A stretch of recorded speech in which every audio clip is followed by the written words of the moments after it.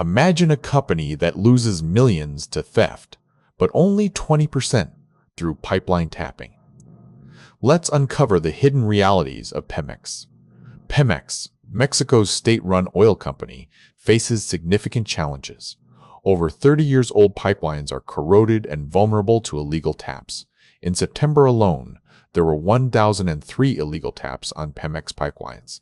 In October, this number slightly dropped to 1,077. Over the last year, Pemex detected 14,894 illegal taps on its pipelines. In 2017, this number was 10,923, showing a disturbing trend. The main issue isn't just the theft itself, but also the condition of the pipelines. Corroded pipes lead to environmental damage and safety risks. Pemex has been filing thousands of complaints with the Attorney General's office, highlighting a systemic problem that needs urgent attention. Understanding these challenges is crucial for addressing both economic losses and environmental impacts in Mexico. What measures do you think could most effectively combat pipeline theft? Share your thoughts below.